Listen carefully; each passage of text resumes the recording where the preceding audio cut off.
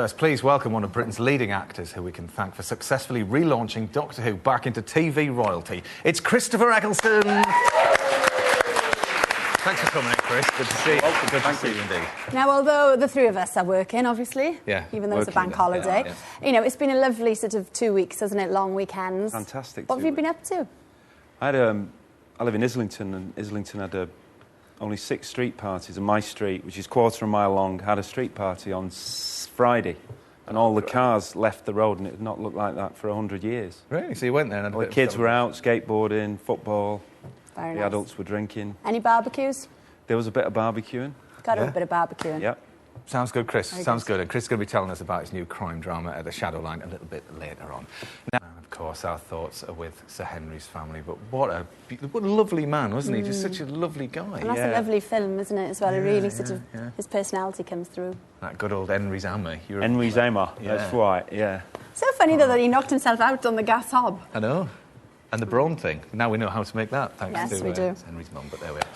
So we'll move on to a new series, Shadowline. Now, we watched it earlier, didn't we? The first one. Yeah. And so much happens. There's a lot of layers there.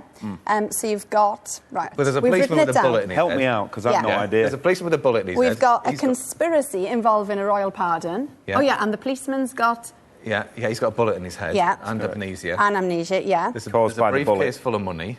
OK, a drugs baron is murdered. Yeah, there's lots going on. OK, so you've packed a lot in there, haven't you?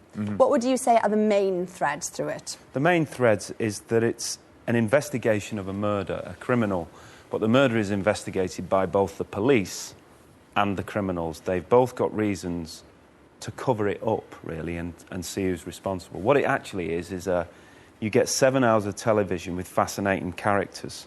Right. And in each episode, it's a kind of morality thing about, are we all wholly good or are we part bad? Yeah. Well, that's the interesting thing. Yeah. Are you good? Because you're a baddie, but you're actually a good. Yeah, it's about moral grey area. You know, the villains don't wear black hats and the cops don't wear white hats.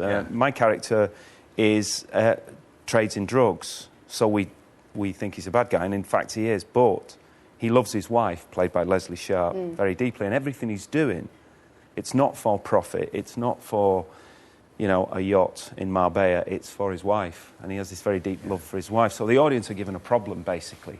How Do you like him or not, isn't it? And the same with Chiwetel's character, who's the lead policeman. Whether he's trying to find out whether his intentions are good or bad because of the amnesia. There is a lot going on, but let's have a look at you trying to salvage a deal that's gone bad. Here we go. We gave Jerratton 200 kilos and he went and lost it. He had a shadow on him. It wasn't his fault. It wasn't ours. You owe us the delivery payment, 1 million. And I am done with waiting. I don't have $1 million to give you. Then maybe it's me who needs to find a way to pay you back. Good stuff. And it is a really good, solid cast, yeah?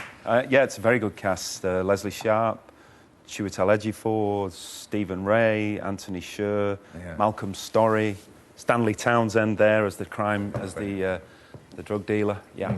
Well, we've been looking back at your career, Chris, and you've got 56 roles in 20 years. Really? You don't hang around for too long, No, do you? I don't think I've had a life. No. I've just acted. But what is it about you're constantly moving on to the next thing? I mean, even like with Doctor Who, you didn't stick around for too long. You just keep moving and moving. Yeah, well, you're in the same industry. I'm sure you understand it. It's that desire to keep coming out of different boxes, so that you're employable, not being seen as just one thing. And also, I suppose at drama school I was taught to stay curious, really, and keep challenging yourself. It's easy to stay in a job, take the money, take the comfort, but I've always wanted to do things that I felt that I wouldn't be able to pull off and challenge myself.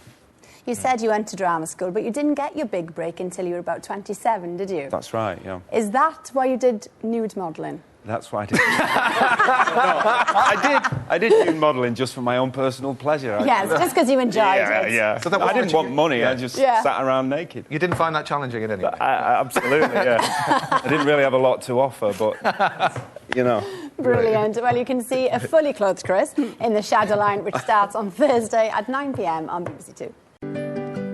Oh, they're so cute. Aren't they just? And Lucy joins us now, and Chris, you were quite bemused by the two tortoises. Yeah, thank God it wasn't hedgehogs. Exactly, but they could have crushed them. You know. Yeah. Oh, there we go. Right. So we don't know where Kate and Wills are going on honeymoon, unfortunately. But, I mean, they want to keep it private, and that's fair enough.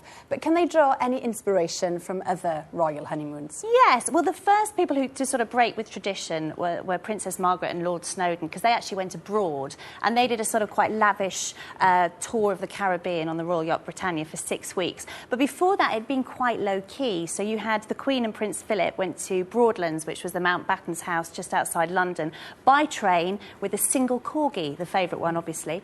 In 1840, Queen Victoria and Prince Albert went away for just 3 days, and history tells us that he was a bit annoyed because she kept breaking off to do work. So there you are. That was to become a theme, I think. And Chris, you're not married yourself, but your parents, have they got any interesting honeymoon? Well, money was too tight. I spoke to my mum today. They've been married 57 years. On April the 17th, just gone. But the money was too tight, so they didn't have a honeymoon, but there was rationing still at the time. So. Yeah. But I think they had a good time. Oh, we've got a picture there. There they are, Elsie and Ron. There's Elsie and Ron. Lovely, that's great. OK, so we've heard of lovely honeymoon stories and what have you. What happens if your honeymoon goes wrong? Well, if anyone's honeymoon goes wrong, they can take comfort from Stefan and Erika Svanström. This was a Swedish couple who left on December the 6th for a 4-month honeymoon of a lifetime. Let me explain how this kind of went. From Sweden, they wanted to go to Australia, but they got stranded in Munich, which was hit by one of Europe's, worst ever snowstorms. Not an ideal start, but they got on with it. So from Munich, they eventually got to Cairns in Australia, which was hit by one of the most ferocious cyclones the country's ever known, and they were forced to shelter for 24 hours on the floor of a shopping centre. They're obviously a resilient couple, so again, they get on with it. They didn't turn back then? No, it didn't turn back. From Cairns, they went to Brisbane, which was flooded. Oh, no. From Brisbane, they eventually got to Perth, where they were forced to escape the raging bushfires, which has set Perth ablaze. They decided to leave Australia. Guess where they went? New Zealand. More specifically, Christchurch, which had just been hit by a massive earthquake on February the 22nd. I would have wanted a divorce by this point. And the last leg of their journey, another huge surprise, Tokyo. Where else? Arriving again just after Japan had been hit by the country's greatest ever earthquake. Unbelievable. So that's the story of their honeymoon. Were there any tortoises? Hopefully they are still together. They are still together, aren't they? I hope so. They made it back. They made it back home, so that's, Brilliant. Well, hopefully they don't decide to visit Britain. But anyway, well, Carrie, somebody who would definitely agree with you is Chris. You should have gone and made that film for us. I would have done, I would have done. Because you're a massive Northern Soul. I love Northern Soul. Yeah. And I grew up about 10 miles from Wigan, and I had friends who used to go to the casino. I was too young. Yeah. Wow. And what is it that you love so much about it? Well, actually, while you're telling us that, we're going to play some music for you, because you love this one. Ready? Here's a bit of Chuck Wood. There we go. So, do the big card. 7 days are too long without you. I think Motown was designed to be slightly white music. It was quite poppy. And this was not. It had more integrity, where it was more original. And you had to really search for it. Motown was thrown at you. We had to search for it. I've just got this image of you doing them moves as well now. I'm glad you've got an image, because I am the original white man. But no it's rhythm. fair to say, though, if you're looking to attract the opposite sex on the dance floor, it's not the dance for you, is it? Well, you'd have to tell us that. See? Anyway. Too many injuries. No. I think you would. You'd have to keep your distance. So another good week in Phil's Quest, and a good week also for Ellie Goulding, who's fresh from a tour of America. Welcome, Ellie. So nice to have you in. Thank you. Now then, of course, you sang at Kate and William's wedding. Unbelievable. How did that connection start, and how did you end up there? Well, I met them at a festival last year. Quite strangely, I was introduced to them by Tiny Temper, who was also a friend of mine. And it was very bizarre, but that's when I met them. And then I found out a while ago that they wanted me to sing, which... Wow. I bet you couldn't believe it. No. What a gig to get. I mean, you must have been incredibly nervous before performing. I get nervous quite a lot, generally, so, yeah. Yeah. Did you do their first dance? Yeah. You did? Yeah. It was a very surreal, incredible experience. I'll never forget it. It was amazing. God. And is William a good mover? Well, everyone was. Yeah, it was a good night. Everyone was having fun. Brilliant. Right. And did you do like quite a few numbers in there then, or was it just one song? Yeah, we did. Yeah, we did quite. I can't remember how many, but we did quite a few. Okay. It was great. But Ellie, we let you go and get ready to sing. Can I sip my water? Yes. Yeah, of course you can. Have a sip of water. Sip away. Okay. Thank you. There you are.